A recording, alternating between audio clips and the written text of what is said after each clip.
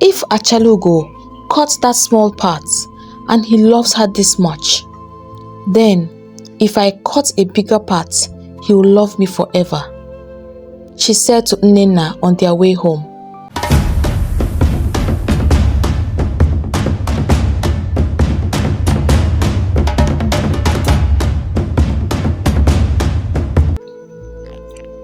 Once upon a time, in the eastern parts of Nigeria, nestled between rolling hills and lush green fields, lay the beautiful village of Agba. And in that beautiful village lived a middle-aged couple whose name were Okonkwo and Achalugo. Their home stood on the largest farm in the village, with sprawling acres of yam fields, cassava patches, and palm trees swaying gently in the evening breeze. The air around their home always smelled of rich earth and ripening fruit. Okonkwo and his wife were more than successful. They were wealthy. Okonkwo was the kind of man the village admired from a distance. His wealth and success as a farmer were the talk of Agba, but it was not his riches that made him stand out. It was his heart. He was a man of few words but great action. He was respected by many, even though his life carried a silent sadness. For all his land, for all his prosperity, one thing eluded him and his beloved wife Achalugo: the blessing of a child. The villagers had once talked among themselves, questioning the gods and their reason for withholding children from such a good man. For some of them, the solution of their problem was for him to take another wife, but none was brave enough to say it in his face, seeing how much he loved and cherished his wife, Achalugo. But the gossip did not touch Okonkwo. His heart belonged to Achalugo, and he would not stop hoping that one day, just one day, the gods would answer their prayers. They had been married for over 30 years, and though their home was quiet without the laughter of children, it was filled with the warmth of their love. Achalugo, whose name meant the eagle's beauty, was as graceful as her name implied. She was the center of Okonkwo's world, and he refused to entertain any suggestion of putting her aside. One evening, as he sat in front of his hut, watching the sun dip below the horizon after the day's work, Okonkwo's old friend, Nnamdi, came to visit. Apparently, there was something that seemed to bother him. Okonkwo, Nnamdi began, his voice hesitant. "You know I speak only as a brother to you. Don't you think that you have waited long enough already? You need a son to inherit all this land, a son to keep your name when you are no more. You should think of taking another wife. I mean, Achalugo is a very good woman, but the years..." "Nnamdi," Okonkwo interrupted, his voice firm but calm. "You are my brother, and I know you speak out of love, but I will not do it. I will not cast Achalugo aside. I married her with my heart, not just for children. If the gods wish to give us a child, they will do so in their own time. Until then, I am content." Nnamdi sighed, knowing there was no changing Okonkwo's mind. "You have a strong heart, my friend. May the gods reward you."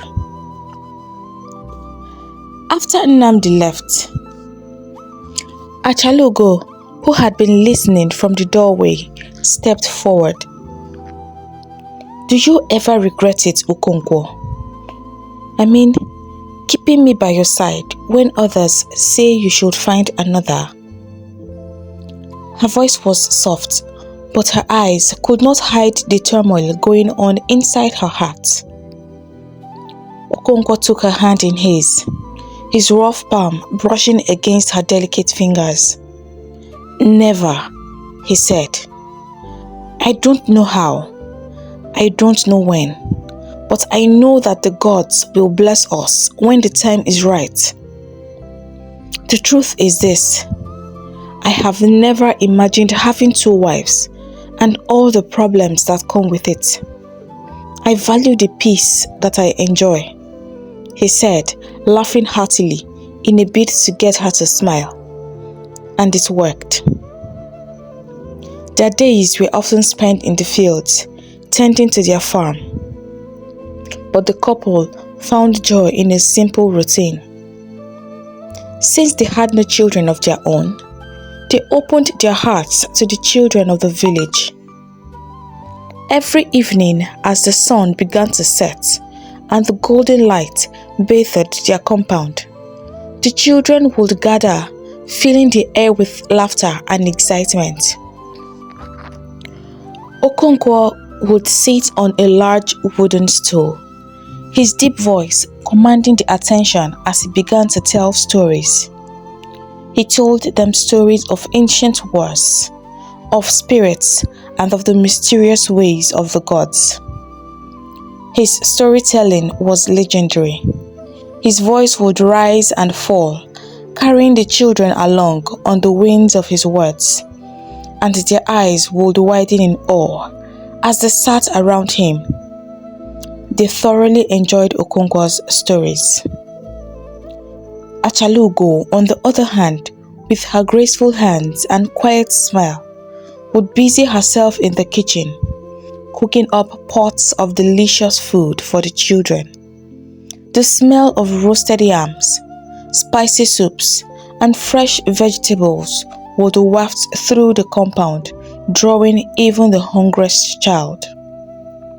She would hum softly as she worked, her voice like a gentle breeze, and the children adored her for it. Every evening, they looked forward to her food. Some of the little girls would even prefer to sit by her side in the kitchen, and she would welcome them, showering them with her love and attention. "Mama," a little girl named Nneka would say as she followed Achalugo into the kitchen, "Can I help you cook today?" Achalugo would laugh, her eyes crinkling at the corners. "Ah, Nneka, you want to help me cook? All right, but you must be careful." Nneka would hand her ingredients and watch closely. Achalugo taught her the secret of making the perfect yam porridge. Moments like this made her to forget her situation and just be happy. This became a daily ritual that everyone in the village came to expect. If you were looking for your child in the evening, you knew exactly where to find them, sitting under the great Iroko tree in Okonkwo and Achalugo's compound, their faces lit up with joy. At a point, parents stopped worrying when their children disappeared after dinner, knowing they were in good hands. And as for Okonkwo and Achalugo, though they had no children of their own, their hearts were full. The sound of the children's laughter, the way they ran up to hug them at the end of a story, and the way they called Achalugo Mama, filled the empty spaces in their lives. They may not have had children from their own blood, but they had the love of every child in the village. But one fateful morning, Achalugo made her way to the bustling Agba market. The air was thick with the smells of fresh produce, dried fish, and spices. Women bargained energetically with traders, while children weaved through the stalls, their laughter mingling with the calls of vendors. Achalugo, with her woven basket in hand, had come to buy some vegetables for the evening meal. She moved gracefully through the market, greeting familiar faces as she passed. "Achalugo, good morning. How is Okonkwo?" one of the traders called out cheerfully. "He is well, thank you," she replied, with a smile lighting up her face. As she approached a stall selling fresh okra and tomatoes, her attention was caught by the sound of two women nearby, their voices low but animated. They were standing just behind the vegetable stall, engrossed in a conversation. Achalugo did not mean to eavesdrop, but as she drew nearer, her own name caught her attention. "Ah, my sister," one of the women began, shaking her head. "You think your brother's own situation is worse? Have you thought about Okonkwo and Achalugo? He has all that land, all that wealth, but who will inherit it when he's gone? No child to carry on his name. It's a very sad situation." The other woman, her arms folded across her chest, nodded solemnly. "That is true. I've thought about it so many times. Imagine all that wealth, and then poof, gone with the wind. His name will disappear like smoke. The gods did not favor him in that way. I pity him." Achalugo froze where she stood. She could feel her heart thudding painfully in her chest. The women had no idea she was standing just a few steps away, listening to every word. Her breath caught in her throat, and she found herself unable to move. The basket in her hands suddenly felt too heavy. "I don't understand why he has not taken another wife by now," the first woman continued, her voice full of judgment. "Does he not know that a man without a child is a man without a legacy? Who will remember him when he's gone?" The second woman sighed. "The elders have advised him many times, but Okonkwo, he's so stubborn. Imagine being married for 30 years with no child. Achalugo is a good woman, but what good is that if there is no child to carry on his name?" The words stung Achalugo like the bite of a scorpion. She blinked rapidly, trying to stop the tears from forming in her eyes. This was not the first time she had heard such sentiments whispered behind her back. But hearing it so openly and so cruelly pierced her heart. She had never thought of herself as a failure, and Okonkwo had always made her feel loved and cherished, despite their childlessness. But now, standing there, listening to the harsh realities spoken aloud, she felt so small, so fragile. Her heart felt so weak. Her grip tightened around the basket, and before she could catch herself, she turned and walked away from the stall. She did not stop to buy the vegetables she had come for, nor did she greet any of the traders as she passed by.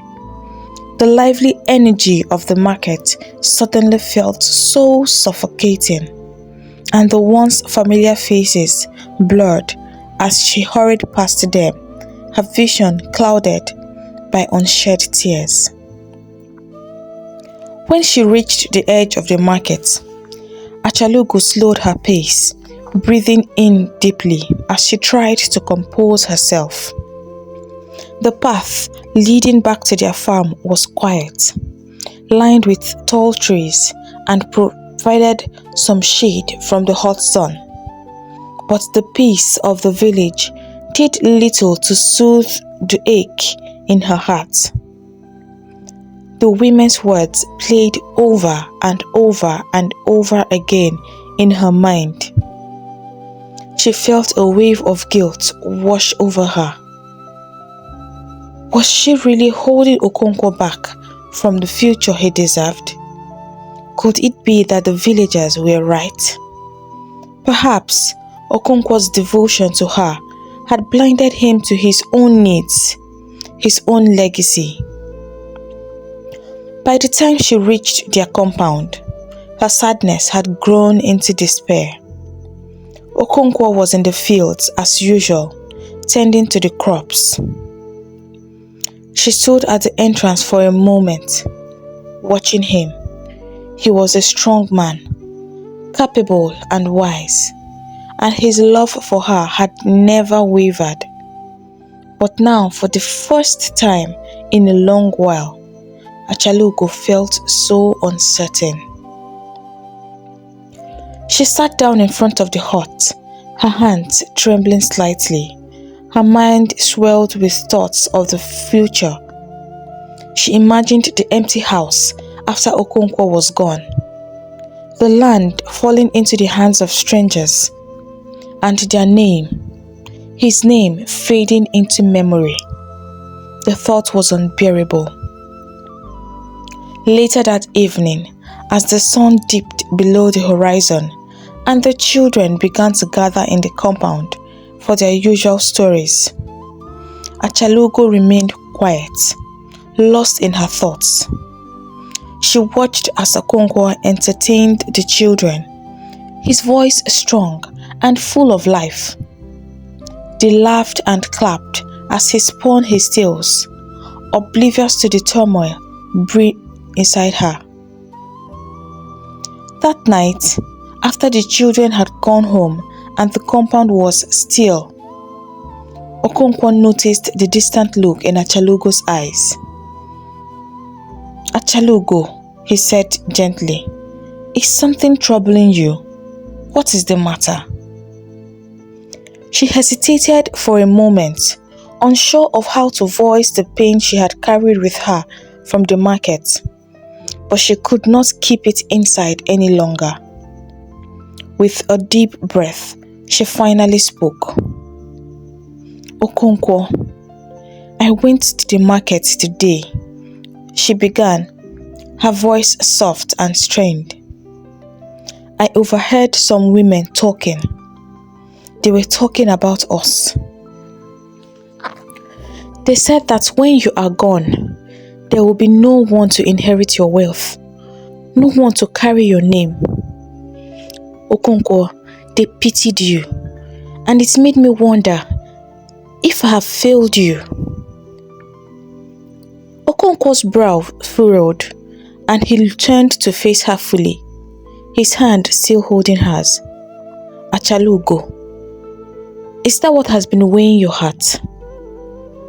She nodded, her eyes downcast. "I never cared about what the villagers said before, but today it felt so different. They made it seem as though all you've worked for, everything you've built, will be for nothing." His eyes searched her face, then he sighed deeply. A soft smile tugging at the corners of his lips, he said, "Achalugo, do you think I have lived all these years and walked these fields so that I could pass it on to someone with my name? The wealth, the land, it is nothing without you by my side. Truly, I will not lie. If the gods bless us with a child, I will be very happy. I will be the happiest man alive. But you have been my greatest blessing, and nothing will change that." "But," Achalugo began, her voice barely above a whisper. The women were right. Without a child, your name is gone forever. Calm down, Achalugo, Okonkwo interrupted. My name will live on in the love we've given to this village. It will live on in the laughter of the children who fill our home every evening. It will live on in the stories we tell and in the memories we create. Legacy is not only in blood, it is in the hearts we touch, the lives we change. And together, we have done that. Tears filled Achalugo's eyes, but this time, they were not tears of sadness. She leaned into Okonkwo, resting her head against his shoulder.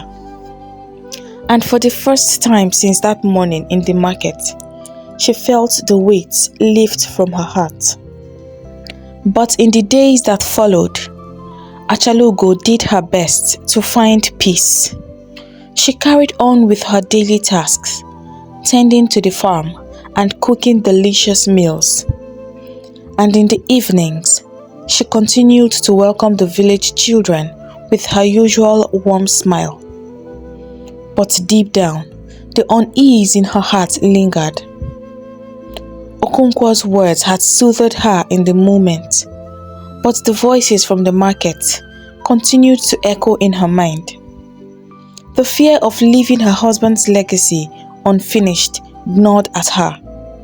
As the days stretched on, she found herself lost in thoughts, often staring out their vast fields, wondering if perhaps she had been wrong to hold on to the life they had built so tightly. Was it fair to ask Okonkwo to forgo the chance of an heir just because he loved her? One afternoon, after many days of silent reflection, Achalugo finally came to a decision. She would have to do something she had never imagined herself doing. As painful as it was, she would convince Okonkwo to take another wife, someone who might give him the child she could not. It broke her heart to even think of it, but she knew it was the only way to lift the burden she had been carrying. She loved him too much to let him be denied a future just because of her own fears. When she brought it up to him that evening as they sat in the quiet of their hut, her voice trembled. Okonkwo, she began cautiously. I've been thinking a lot these past few days, and I believe it's time. Time for what, Achalugo? Okonkwo asked. His brows furrowed in concern. He could sense the weight in her voice. She hesitated, her heart pounding in her chest. Time for you to take another wife. The words hung heavy in the air between them. Okonkwo's eyes widened in shock, and for a moment he was speechless. Achalugo, no, he said firmly, shaking his head. We have already spoken about this. Why is this issue always coming up these days? Listen, my husband. I know you love me, she said quickly, her eyes brimming with unshed tears. But this is not about love, Okonkwo. It is about our future, about your legacy. The village is watching us, and I don't want you to regret this later. We are getting old. What if there's still a chance? What if another woman could give you a child I could not? I have stopped seeing my monthly flow. Now it is certain that I cannot give you a child.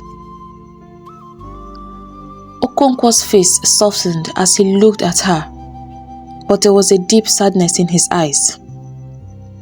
Achalugo, do you think so little of yourself that you would ask me to do this?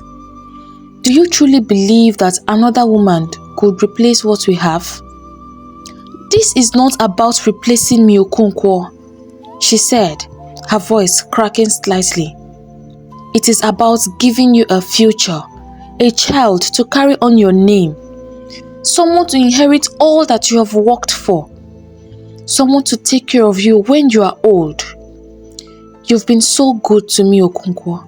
I can't bear the thought of you losing everything just because I could not give you a child. Okonkwo was silent for a long moment, his expression unreadable. Achalugo's heart raced as she waited for his response, unsure of what he would say. Finally, he let out a deep sigh and leaned forward, taking her hands in his. I will agree to this, he said slowly, but only under one condition. Achalugo held her breath, waiting. If I am to take another wife, you must be the one to choose her for me. The weight of his words sank into her heart, and she felt both relief and sorrow all at once. She knew how much it pained him to agree to such a thing, but he was doing it for her, to ease the burden she carried. Are you sure, Okonkwo? She said softly, her voice barely above a whisper. I am sure, he said, though his tone was heavy with sadness. If this is the path you believe is right for us, then I trust you. But I will not do this without your hand guiding me. The decision was made, but it did not come without its own challenges. Achalugo now had the difficult task of finding a woman who would be right for Okonkwo. A woman she could trust to care for him and bring peace to their home. It was not an easy choice, but Achalugo's resolve was strong. Finding a wife for Okonkwo was not as difficult as you may think. He was a prosperous man, and many women would do anything to be his wife. But Achalugo knew she needed to tread with caution. For days, she observed the women of the village, paying close attention to their mannerisms, their character, and the way they carried themselves. She wanted someone who would be respectful, kind, and most of all, someone who would understand that she, Achalugo, would always have a place in Okonkwo's heart. After much thought, she finally settled on a young woman named Adaku. Adaku was known in the village for her gentleness and her ability to work hard. She had lost her husband in a tragic accident a few years back, and though she was still very young, she had remained unmarried, but did not return to her father's house in the neighboring village. She had chosen to remain in Agba and tend to her late husband's lands. Achalugo had always admired her quiet strength and humility. One morning, after gathering her courage, she paid Adaku a visit in her home. When Adaku saw her, she welcomed her warmly, and the two women sat in front of her hut. Achalugo spoke with a heavy heart, but her words were clear and honest. Although her situation was not news to the villagers, Achalugo explained it to Adaku. She told her her inability to bear children and the agreements she and Okonkwo had made. She spoke with a heavy heart, but her words were clear. Adaku, she said softly, I have chosen you. I believe you would be a good wife to Okonkwo, and I trust that you would treat him with the respect and care he deserves. I know this is a lot to ask, and you are free to refuse if you are not interested. But if you accept, know that you will not be alone. I will be here as your sister to guide you, and I will make sure that Okonkwo is a good husband to you.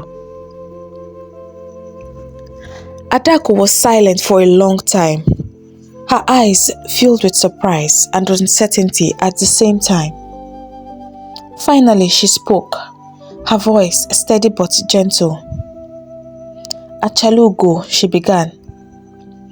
"I never imagined such a request would come to me.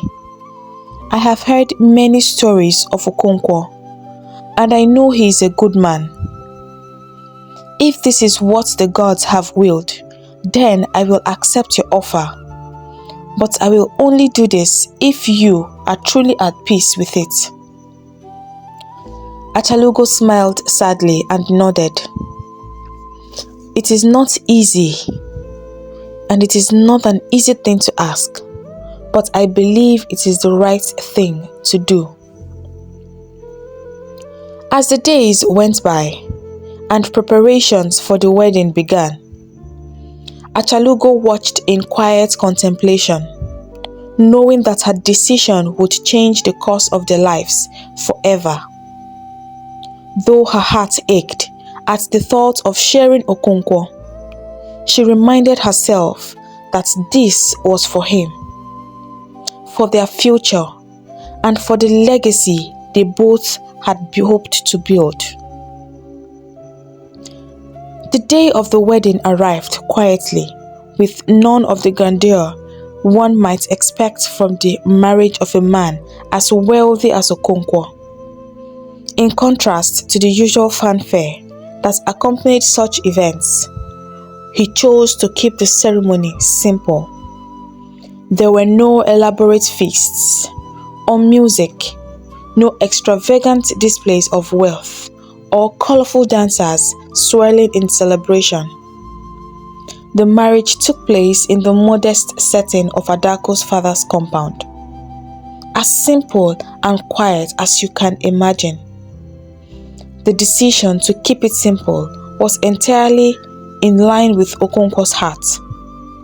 Though he was a man of means, this union was not a celebration for him. It was a necessity, an agreement he had entered with a heart full of conflicting emotions. Achalugo, who had carefully planned every detail of this day, stood silently, her face calm but her heart heavy. She had made peace with her decision, or so she thought and told herself. She watched as the villagers gathered in small clusters, whispering among themselves and casting curious glances at Adaku, with their faces filled with joy. The ceremony was brief and attended by only family and friends and a few elders who had come to bless the union. The village's most respected elder, Nze Anayo, performed the rites. He blessed the marriage in the traditional way, sprinkling kola nuts and palm wine on the ground to honor the ancestors. "May the gods watch over this union," he said, his voice slow and deliberate. "May it bring peace to this household and a child to carry on Okonkwo's name." "Ise," the villagers chorused excitedly, sealing the prayers. After the blessings, Adaku stood before Okonkwo, her eyes lowered in quiet respect. She wore a simple yet beautiful ivory-colored wrapper that hugged her slim frame, and her hair was adorned with a single string of coral beads, the symbol of a new bride. The villagers, Okonkwo's family, and friends watched with satisfaction as the ceremony concluded. To them, this was the decision they had waited for all these years. They sang and danced happily, content that Okonkwo had finally come to his senses.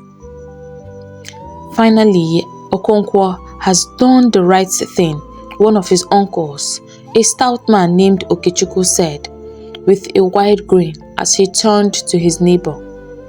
A man of his wealth, with all this land, he must have a son to carry on his name. It is good he did not waste any more time. His neighbor, a woman with a wide, toothless smile, smiled and nodded eagerly. Yes, it is about time. I wonder what took him so long. Maybe the elders finally got through to him.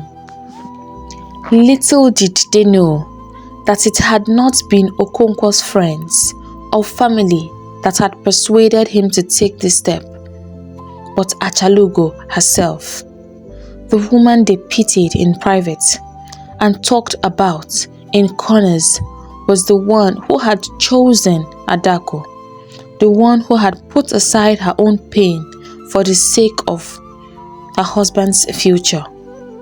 But Achalugo kept that truth close to her heart, knowing that no one but Okonkwo and Adaku needed to know the full story.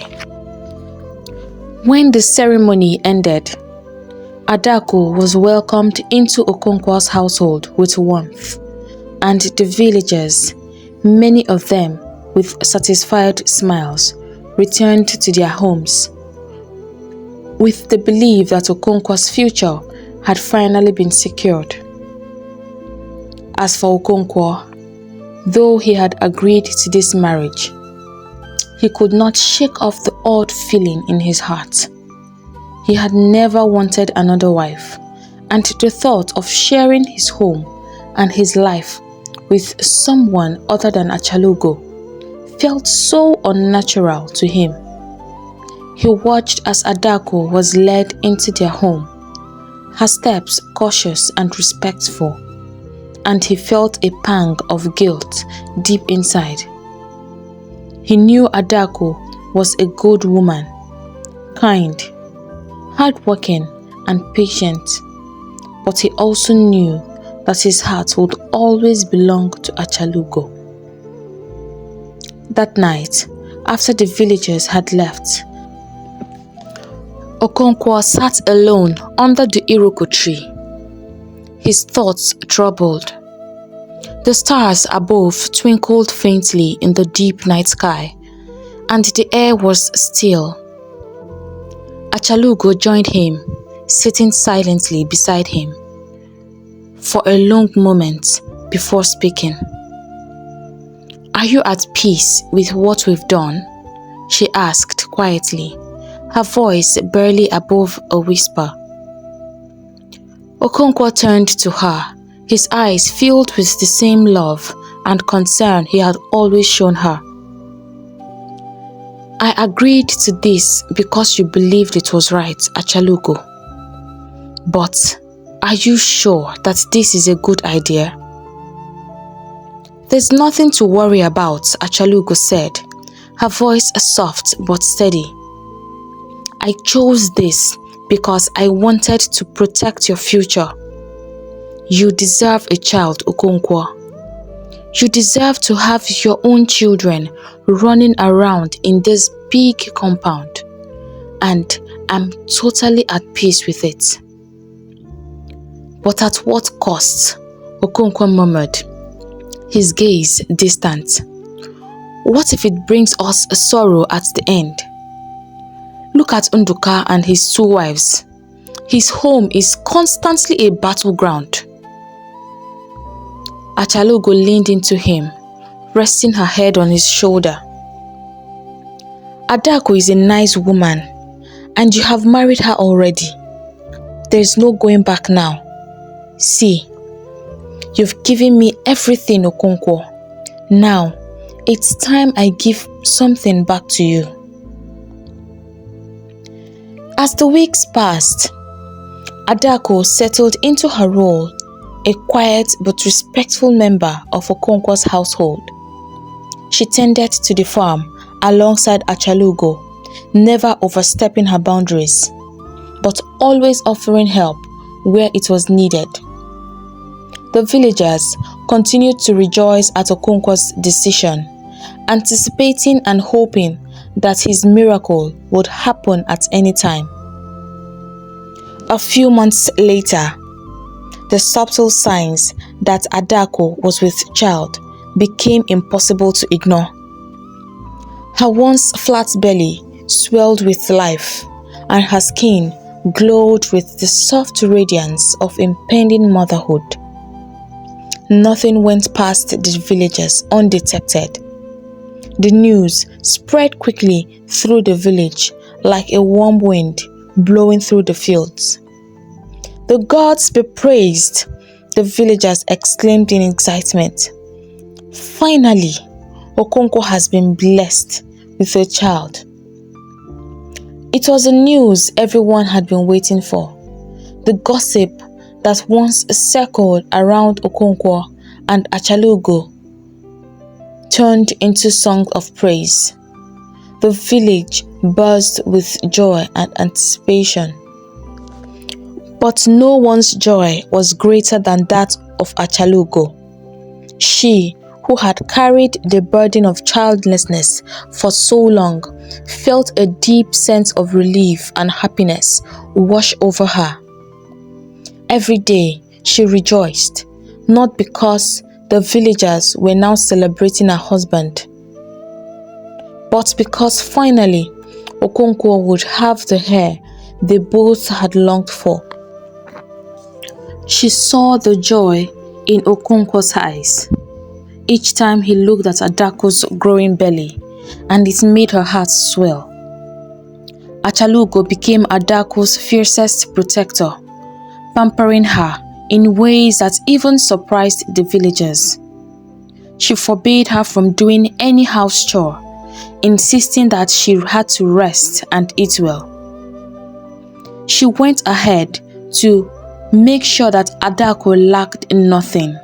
Every day, she prepared meals rich with vegetables and meats, ensuring that Adaku's body had all it needed to nourish the child growing inside her. If there was any craving, no matter how unusual, Achalugo would go to the end of the earth to find it. She moved around the compound like a mother hen, her eyes always on Adaku, making sure that she was comfortable, well-fed, and never lifting a finger. As the days turned into weeks, and the weeks turned into months, the anticipation grew. Okonkwo spent his days in the fields, but his thoughts were never far away from his unborn child. He would often come home early, sitting by Adaku's side, his large calloused hand resting gently on her belly, feeling the kicks and the movements of the baby. "It's almost time," he would say, his voice filled with wonder. "The child is coming very soon." Finally, after months of waiting, the moment arrived. It was a cold, rainy night. The kind of night where the sky seemed to open up and pour down with no intention of stopping. The wind howled, the trees swayed in the storm, and the ground was thick with mud. But none of that mattered, for within the walls of Okonkwo's compound, the miracle they had all prayed for was unfolding. Adaku went into labor just as the rain began to fall, her cries mingling with the sound of the storm outside. The midwife was called, her feet splashing through the rain-soaked earth as she hurried to the compound. Achalugo stayed close by Adaku's side, holding her hand through the pain, whispering words of encouragement and comfort. "You are strong, Adaku," she said softly, wiping the sweat from the younger woman's brow. "The child is almost here. You are bringing a great blessing into the world." The labor was long and hard. as the rains began to pound the earth. But after many hours, in the dead of the night, the first cry of a newborn pierced through the sound of the storm. It was a boy. Okonkwo, who had waited anxiously outside, rushed in the moment he heard the child's cry. His heart raced as he entered the room where the midwife stood, holding the newborn, wrapped in his soft clothes. She smiled and handed the child to Okonkwo, and in that moment, time seemed to stop. He held his son in his arms, the weight of the baby feeling so light, yet so heavy with meaning. He looked down at the small wrinkled face, his heart swelling with a joy so deep he thought it might burst. His hands, usually so strong and steady, trembled slightly as he cradled the child. Tears filled his eyes, and for the first time in his life, Okonkwo, the strong, stoic man, let them fall freely. The midwife, filled with joy, ran out into the rainy night, shouting, "It is a boy, oh! Okonkwo is now a father." The whole village was awake immediately, and the news spread quickly through the village despite the heavy rain. Word reached every corner of Agba that Okonkwo had been blessed with a son, and even through the rain, the villagers did not care. They gathered, as they always did, braving the storm to celebrate this long-awaited blessing. Men and women alike stood in Okonkwo's compound, drenched from head to toe, but their spirits were high. They sang and danced in the rain, their voices rising in praise to the gods for this miracle. "The gods have blessed us," they sang joyfully. "The gods have given Okonkwo a son." Inside the house, Okonkwo stood with his son in his arms, surrounded by the warmth of family and friends. Achalugo stood beside him, her eyes filled with tears of joy, her heart finally at peace. She watched as Okonkwo looked down at his son, pride and love shining in his eyes. He called his name Obinna, his voice trembling with joy. For he is truly a gift from the gods. His name means the Father's heart. He is my heart, my legacy, the son I have waited for, he said, his heart filled with joy. As the rain continued to fall, the celebration lasted long into the night till the early hours of the morning. The villagers sang and danced, their joy unstoppable, despite the weather. Okonkwo's heart melted when he saw how much his family was loved. The pure display of joy told them how much the village was praying for them. Achalugo, watching the scene unfold, felt a deep sense of peace. She had done what she needed to do for the man she loved. And in this moment, she saw the joy on Okonkwo's face and felt the warmth of the village's love. She knew that it had all been worth it. As time passed and the baby Obinna began to grow into a lively toddler, the household in Okonkwo's compound found itself slipping back into a familiar rhythm.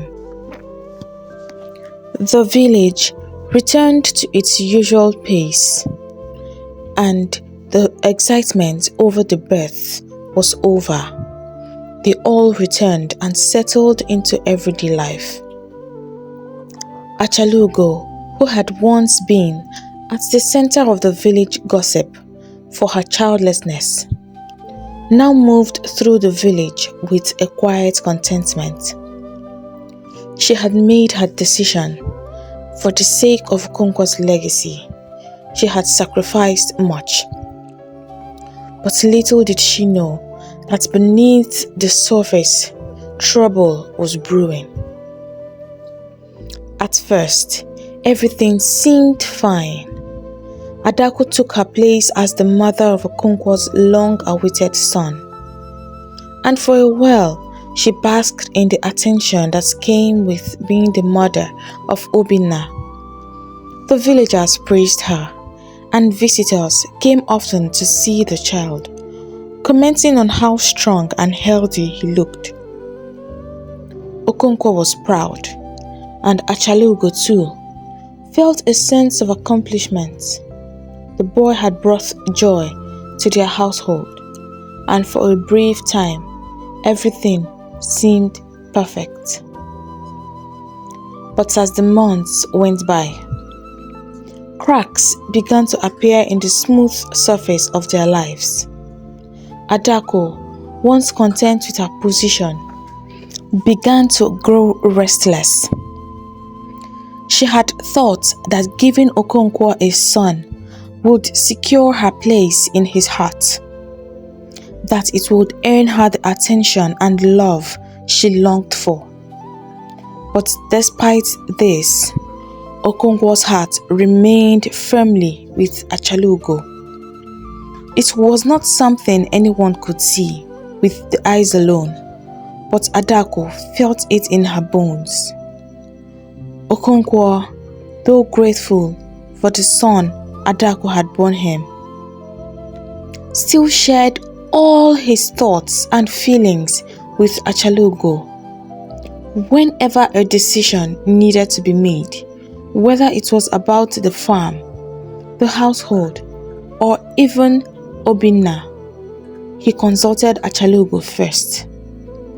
When Adaku asked for something, no matter how small, Okonkwo would often ask her to tell Achalugo about it, since she was in charge of running the affairs of the home. And to make matters worse, Okonkwo preferred Achalugo's cooking over hers. No matter how hard Adaku tried, her meals never seemed to measure up to the dishes Achalugo made. Adaku started to sit by Achalugo's side in the kitchen, her eyes following every movement as Achalugo prepared one of Okonkwo's favorite dishes. Achalugo hummed quietly as she walked, and Adaku watched closely, hoping to learn the secret to the meals that Okonkwo loved so much.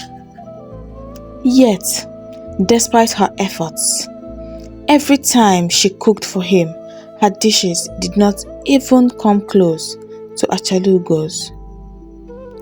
Gradually, jealousy began to wrap herself around Adaku's heart. She started growing resentful of Achalugo's presence and authority in the household. Achalugo had no children of her own, and yet she commanded Okonkwo's affection in a way that Adaku, despite giving him a son, could not. At first, the changes in Adaku's attitude were small. She became rude and withdrawn, but over time, her hostility became more overt. She no longer sought Achalugo's advice, nor did she smile when she crossed paths. And though Achalugo noticed the shift, she said nothing, choosing instead to remain silent and believing that one day Adaku would come around. But one day the tension between the two women reached a breaking point. It had been a typical morning. Adaku had gone down to the stream to wash clothes, leaving Obinna in the house. The boy, who had fallen asleep before she left, was still sleeping peacefully. But while Adaku was away, Obinna woke up, crying, hungry and restless.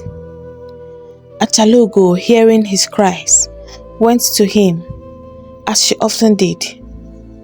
Without a second thought, she prepared a small meal for the child and sat with him, feeding him with the care of a mother who had done it 1,000 times. Just as she was finishing, Adaku returned from the stream, her bucket of clothes balanced on her head.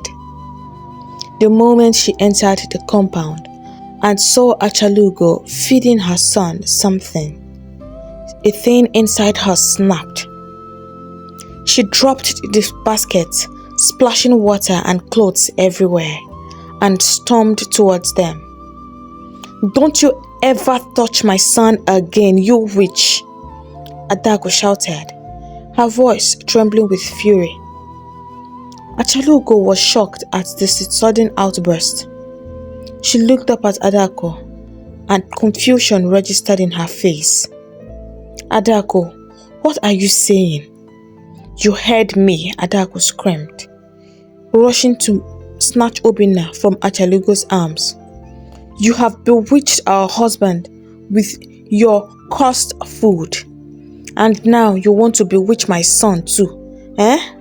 Who knows if it's your witchcraft that has made you barren all these years?" The words hit Achalugo like a slap. For a moment, she was too stunned to speak. The bitterness, the anger, the hatred in Adaku's voice. It was as though all the resentment Adaku had been holding inside had finally erupted. Achalugo sat there, her hands trembling slightly, her heart aching. She had known that Adaku was unhappy, but she had never imagined that it had come to this. For years, Achalugo had carried the burden of being childless, but never had anyone spoken to her so cruelly, not even the gossiping women in the village. And now, here was Adaku, the woman she had chosen to bear Okonkwo's child, throwing that same pain back in her face. "Adaku," Achalugo began softly, but Adaku cut her off. "Stay away from my son," she hissed, clutching Obinna tightly to her chest. "I don't need your help, and I don't want your cursed hand touching him. He is my child." With that, Adaku stormed off, leaving Achalugo sitting alone, her heart heavy with sorrow. The boy's cries faded as Adaku disappeared into the house, but the sting of her words lingered in the air.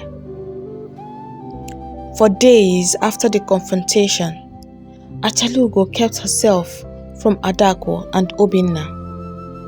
A deep sadness had settled all over her, but she did not tell Okonkwo about the incident. She did not want to burden him with the tension between Adaku, thereby confirming his fears about taking a second wife. This was entirely her fault, and she told herself that it was her responsibility to deal with the situation, to find a way to resolve the peace in their home. But as the days passed, Adaku's jealousy festered and transformed into bitterness, a darkness that clouded her once joyful spirit. Okonkwo's affection for Achalugo ate at her heart, and so, one afternoon, Adaku visited her close friend, Nenna.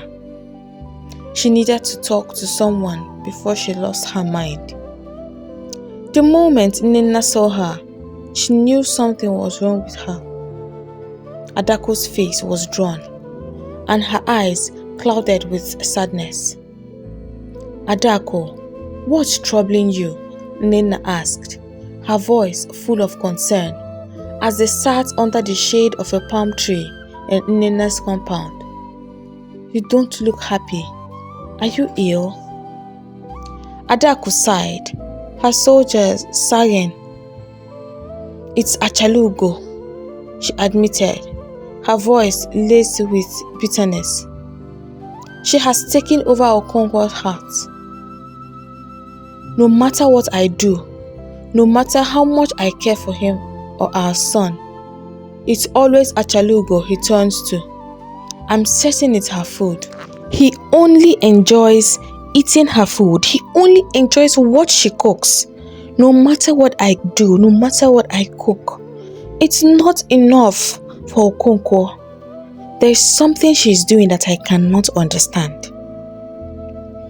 Nena listened carefully, her face growing serious. Everyone in the village knew how much Okonkwo loved Achalugo, and they always thought it was unusual, considering the fact that she could not even conceive a child. After a moment, she leaned in and said, "If you believe there's more to this, then perhaps we should seek help from someone who knows about such things. Have you heard of Atinga?" Adaku frowned slightly. Atinga, you mean the soothsayer? Yes, Nena nodded. He is known to see into the future and uncover secrets from the spirits. If there's anyone who can tell you what Achalugo's secret is, it's him. I've heard stories of his visions. He might be able to help you. Adaku's mind whirled with possibilities. The idea seemed far-fetched at first, but the more she thought about it, the more it made sense. Perhaps Achalugo's meals really did have some kind of hidden power. Something that made Okonkwo love her so deeply. Desperate to gain Okonkwo's affection, Adaku agreed to Nena's suggestion. They decided to visit Atinga the very next day. Atinga, known in the village for his frail and wiry frame, was a young man whose real name was Ofoma. However, his skinny appearance had earned him the nickname Atinga, a name that stuck. He lived in a small dimly lit hut at the edge of the village, where people seeking answers would go to consult him. When Nena and Adaku arrived at his place, they found him sitting cross-legged on the floor, surrounded by dried herbs and strange objects. His eyes flickered with a mysterious energy as the women entered. "Why have you come to me?" Atinga asked, his voice low and raspy, his eyes narrowing as he studied them. Adaku wasted no time in explaining her problem, detailing how Okonkwo favored Achalugo's meals and how she felt certain that there was something more to it. Atinga listened in silence. Then, after a dramatic display of muttered incantations and hand gestures, he looked up, his face expressionless. "I have seen the truth," he declared solemnly. "The reason Okonkwo loves Achalugo so deeply is truly because of her food. Yes, but it is not just an ordinary food. She has used a secret ingredient. But before I tell you what you have to do, you will bring me 2 bags of cowries. At least." At that time, cowries were the means of exchange. It served as money, and 2 bags was a huge sum. She did not have such amount with her, so she left without result that day, with a promise to return the next day with the cowries. At least she had some money saved. The next day, as promised, she returned to Atenga's place with the cowries, and in return, he told her Achalugo's supposed secrets. She cut off a part of her own right ear and used it in her cooking. That's why Okonkwo is bound to her. Her eyes widened in shock. It sounded unbelievable, but then she remembered something. A part of Achalugo's ear, a small part, had always been missing. Something Adaku had noticed before, since it was not hidden, but never really thought much of. She had assumed it was a birthmark or something, but now the truth seemed to have been revealed. Atenga leaned closer.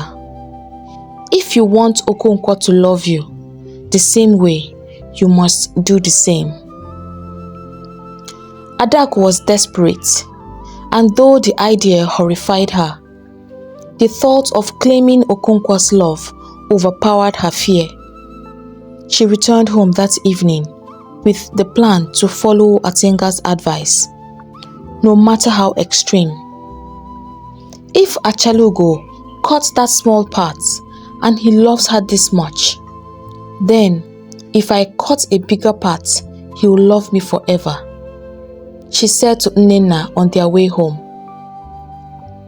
Unknown to her, Atenga had spun a tale for his own benefit, playing on her insecurities and her desperation, since he also needed the money. The missing part of Achalugo's ear was nothing more than an old injury from childhood, a fact known to most people in the village. But Atenga had used it to his advantage, never imagining that Adaku would take his words so literally. But he thought wrong. The next day, behind the closed doors of her room, Adaku carried out Atenga's instruction. With trembling hands, she took a sharp knife and cut a portion of her right ear, wincing in pain as the blood flowed freely. She wrapped her wound hastily and tied a scarf around her head to hide it. She then went into the kitchen to prepare Okonkwo's favorite dish, just as Atenga had said. Before Achalugo's meal was nearly ready, Adaku had already finished cooking and hurried to serve Okonkwo. When she brought the food to him, Okonkwo smiled faintly, though his mind was already on the meal Achalugo was preparing. He did not want to hurt Adaku's feeling, so he took the bowl and began to eat. But as he ate, something caught his attention. There, floating in the soup, was a strange object. He frowned and lifted up the plate, examining it more closely. His heart skipped a beat, and his eyes widened in shock as he realized what it was. It was not a piece of meat or fish. It was a piece of flesh, a part of an ear. His breath caught in his throat. "Adaku!" he shouted, rising to his feet, his voice trembling with anger and confusion. "What is this? What have you done?"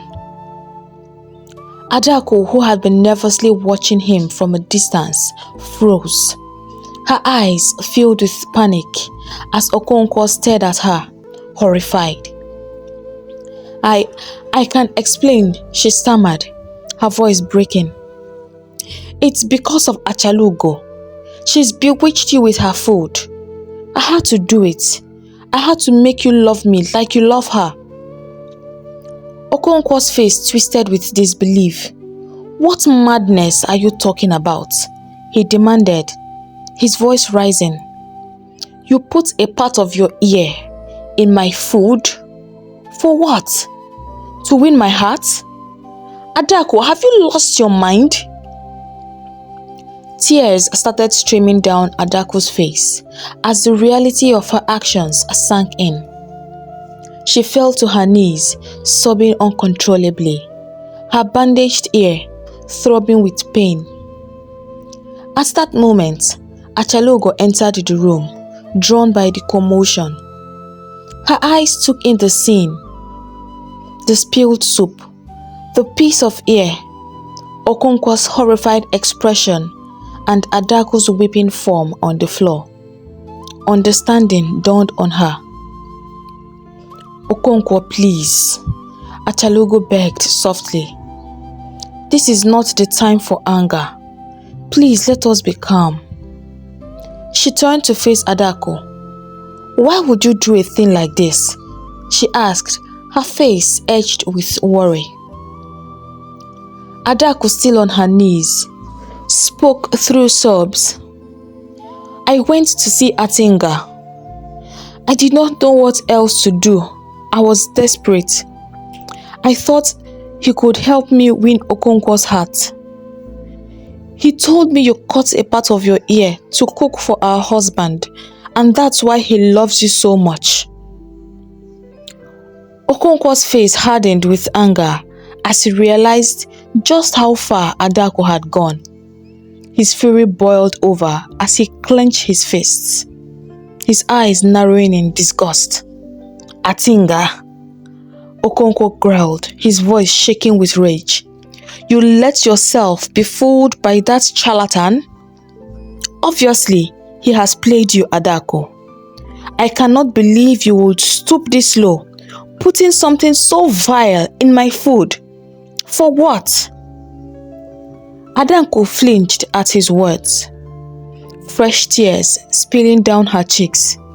She had already begun to regret her actions, but now she faced Okonkwo's wrath. And to make matters worse, her ears were in so much pain. Seeing how angry Okonkwo was, Achalugo stepped forward.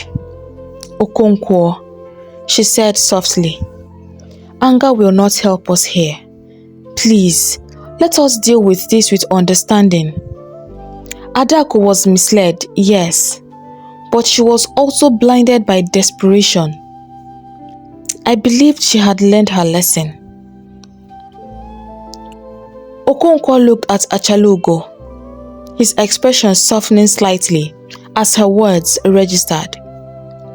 Despite his rage, he respected her wisdom and her ability to see things clearly, even in moments of chaos.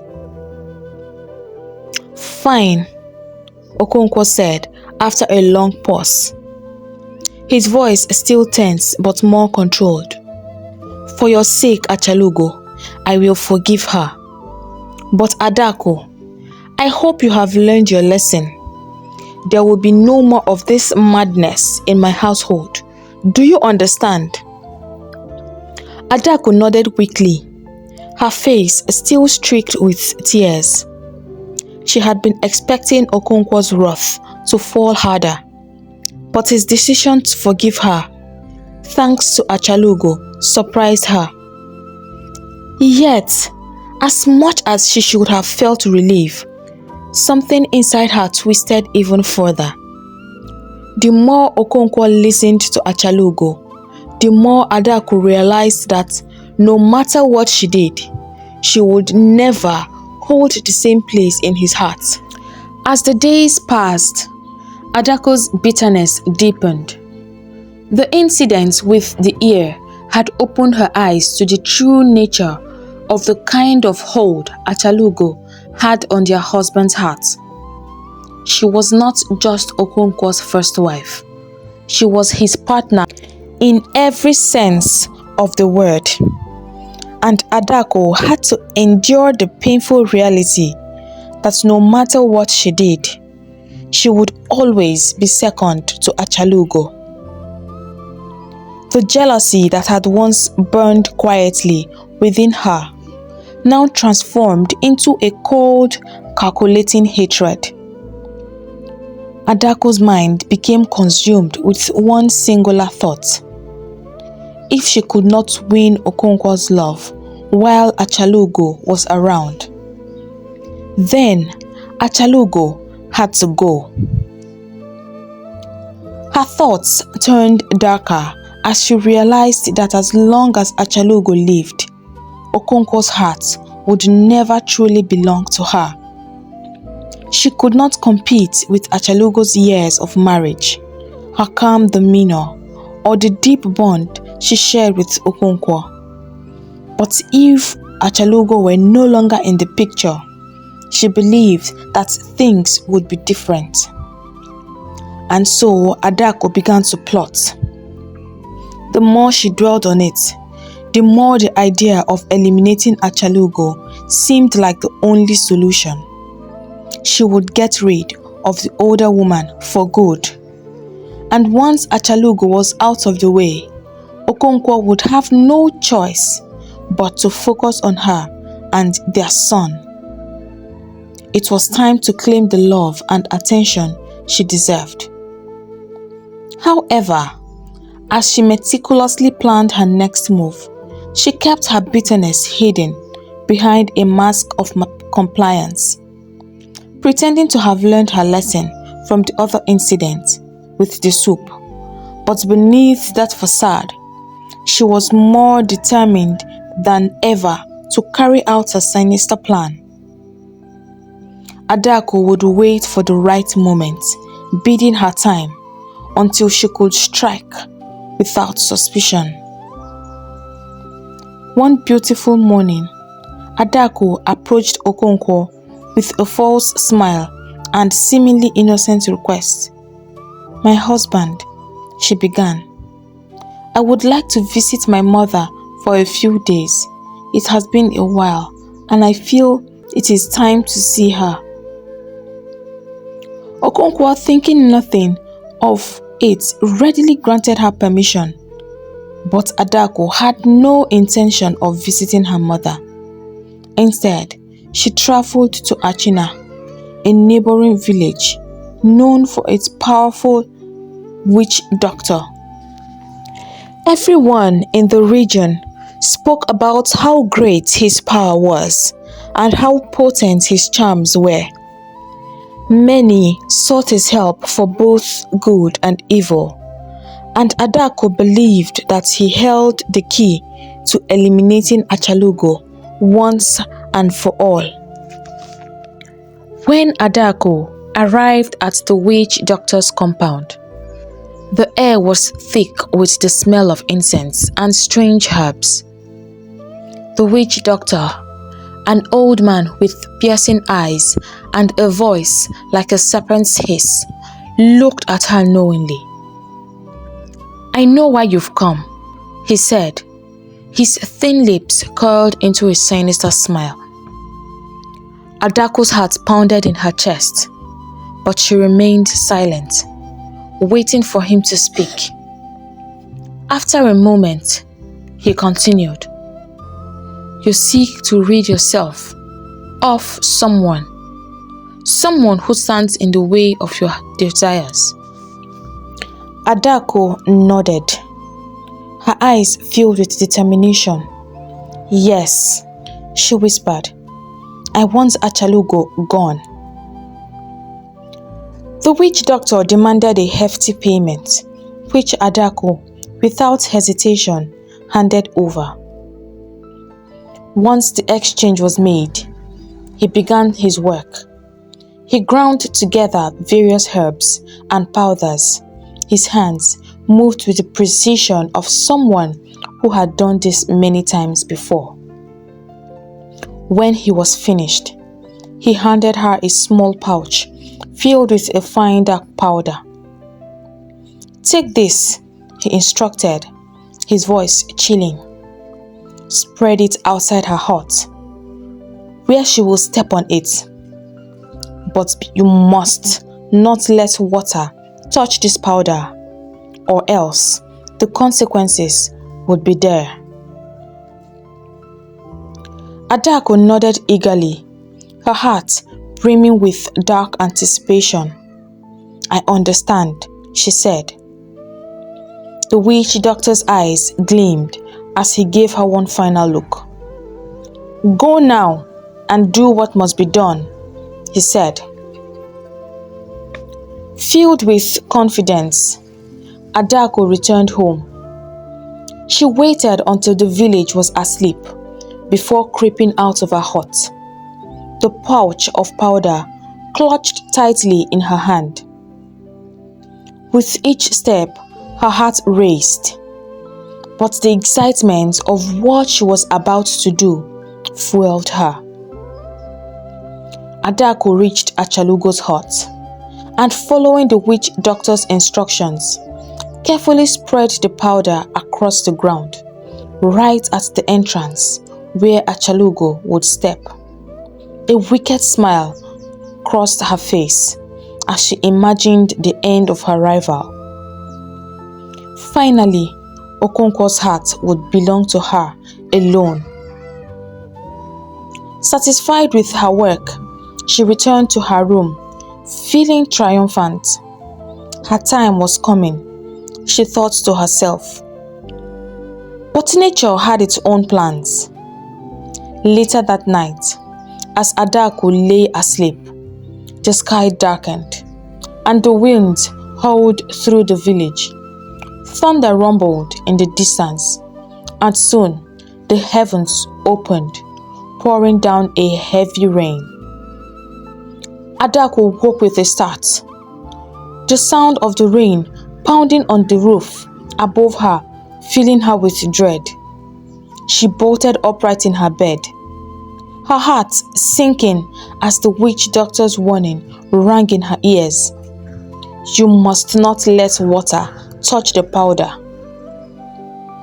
Before she could process the thought, a searing pain shot through her legs. It was as if her flesh were on fire. Adaku let out a blood-curdling scream, thrashing around in her head as the pain intensified. Her screams pierced the stillness of the night, waking Okonkwo and Achalugo from their sleep. Alarmed, they ran out of their huts and into the rain, running towards the sound of Adaku's cries. "Adaku!" Okonkwo shouted as he reached her hut. Achalugo close behind him. They burst into her room to find her writhing on the floor, clutching her legs in agony. Her face was twisted in pain, her body trembling as she screamed uncontrollably. Okonkwo knelt beside her, panic in his eyes. "What is happening?" he asked, his voice desperate. "What's wrong with you?" But Adaku could not speak through the pain. Achalugo watched in horror, unable to understand what was happening. They called for the village healer, who arrived at dawn, but no one could make sense of Adaku's suffering. The healer applied ointments and herbs to her legs, but nothing seemed to ease her torment. The pain continued, and Adaku's condition worsened. Okonkwo, deeply worried and desperate for answers, decided to consult Agba, a powerful medicine man from a faraway village. Agba was known for his wisdom and strength in dealing with complex spiritual and physical ailments. After several days of travel, Agba arrived in Okonkwo's compound, his presence commanding attention. He sat quietly as Okonkwo explained what had happened, listening intently. After consulting the spirits and examining Adaku's condition, Agba turned to Okonkwo and Achalugo with a grave expression. "The cause of this suffering," Agba said slowly, "lies not in some unknown sickness, but within Adaku herself." Okonkwo frowned in confusion. What do you mean? Ago's eyes narrowed as he spoke. Adaku has brought this upon herself. She has tampered with forces she does not understand. And now, those forces are punishing her.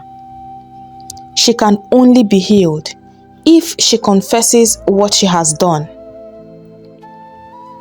Silence fell over the room as the weight of Ago's words sank in. Okonkwo looked at Adaku, who was now barely conscious, her face pale and drenched in sweat. Adaku, Okonkwo said softly, what have you done? Adaku, in too much pain to continue her charade, finally spoke. She revealed everything: the trip to Achina, the visit to the witch doctor, the powder she had spread outside Achalugo's hut. I wanted to get rid of her, she whispered, her voice hoarse. I thought that if Achalugo were gone, you would love me. Ha! Okonkwo's face twisted with disbelief and rage. He had known Adaku was troubled by jealousy, but to resort to such a dark, vile act after the last one, his heart filled with disappointment. And for the first time, he realized the true extent of Adaku's bitterness. Adaku, filled with regret and despair, cried bitterly in her heart. The pain in her legs was nothing compared to the torment in her heart. She had brought calamity upon herself, all because of jealousy towards a woman who had only ever shown her love and kindness. Achalugo had welcomed her into the family, treated her like a sister, and yet she had beaten the proverbial hand that fed her. Later that evening, Okonkwo sat in his hut, his mind consumed with anger. His heart was heavy with disappointment and rage. He felt betrayed by the woman he had once trusted enough to bear him a son. The very thought that Adaku had plotted to harm Achalugo filled him with fury. She must leave my house, Okonkwo thundered, his voice shaking the walls of the hut. Achalugo sat beside him, her eyes filled with sadness as she listened to his words. I cannot let that evil woman live under my roof any longer. She could do something even worse tomorrow. I can't believe she would try this again after the last time. Achalugo, always the voice of reason, placed a gentle hand on Okonkwo's arm. My husband, I understand your anger. What Adaku did is unforgivable. But think about your son Obinna. It is not good for a child to grow up without his mother. Please, let us think carefully before we make such a decision. Okonkwo's face remained hard, his jaw clenched in anger. Achalugo, I understand your compassion, he said, but this is different. If it had not rained that night, you could be dead. I cannot forgive her for what she has done this time around. Achalugo's eyes softened as she continued to plead. Okonkwo, Obinna is still young. He needs both his mother and his father. Sending Adaku away would hurt him. Please, let us find another way. But Okonkwo shook his head firmly. No, Achalugo. She must go back to her father's house. Obinna will not grow up without a mother and a father. He has you and me. I will not forbid him from seeing his mother as he gets older. But I cannot allow Adaku to live here any longer. I cannot trust her again. Achalugo's heart ached at Okonkwo's words. She understood his anger, and a part of her agreed with him. But she also felt deep sorrow for Adaku, who had been consumed by jealousy and had now ruined her own life. But no matter how much she reasoned, she could see that Okonkwo had already made up his mind. "I love you, Achalugo," Okonkwo said, his tone softening as he looked at her. "I respect your wisdom and your kindness, but this time I have made my decision. As soon as Adaku is fully recovered, she is to leave my compound." Achalugo nodded, though her heart was heavy. She knew Okonkwo's decision was final. He was a man of principle, and once his mind was made up, there was little anyone could do to change it. "I will visit her father tomorrow morning to inform the family about what has happened," Okonkwo continued, his voice firm once more. "They need to know the full truth and prepare to receive their daughter." Achalugo sat silently beside him, her mind racing with thoughts of what would happen next. She knew that life in the household would never be the same. Adaku, despite her flaws and grievous actions, was still the mother of Okonkwo's son. Achalugo feared for what Obinna might feel as he grew up without his mother in the picture. But Okonkwo was resolute. His trust in Adaku was broken beyond repair, and he could not live with the possibility of future betrayal. For him, this was a matter of safety, not just for Achalugo, but for his household. He would not take the risk of allowing Adaku's jealousy to wreak further havoc. After the decision was made, Adaku remained in the household for a few weeks, recovering slowly from her injuries and trauma of her failed plot. She knew her time in Okonkwo's house was coming to an end, and she spent her days in silence, barely speaking to anyone, her heart filled with regrets and fearing the shame of going back to her father's house under such circumstances. Okonkwo, true to his word, visited Adaku's family the morning after his decision was made. He explained the entire situation to Adaku's father, detailing her jealousy and the extreme lengths she had gone in order to harm Achalugo. Her father was ashamed and heartbroken. Though he loved his daughter, he understood that what she had done was unforgivable. He accepted that she would have to return to his house, though he worried about what this meant for her future. When the day finally came for Adaku to leave, it was a quiet and somber occasion. Okonkwo did not wish to make a scene in the village, so no one outside the family knew the full extent of what had transpired. Adaku gathered her belongings in silence, her once bright and lively eyes now dull and dim with sorrow. Adaku returned to her father's house, where she would live under the shadow of her shame. The village of Agba whispered quietly about her sudden departure, but no one truly knew what had actually happened. And when they were tired of speculating, they moved on. As for Obinna, he continued to grow under the care of Okonkwo and Achalugo. Okonkwo kept to his word, allowing Obinna to visit his mother occasionally as the boy grew up. But Adaku never returned to live with them. She had learned the hard way that jealousy and envy are destructive forces. And though she had lost everything, the greatest punishment she faced was the regret that would follow her for the rest of her life. Hey lovers, thank you for listening to this story.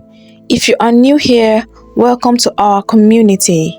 I hope you enjoyed listening to this story as much as I enjoyed creating it. If you have not done so already, please hit the subscribe button. And to support the growth of our community and help this video reach a wider range of audience, give this video a big thumbs up. If you have learned something, please let us know in the comment section. If you know someone who needs this story, do not hesitate to share. I'll take my leave now, but I hope to see you in my next video. Bye.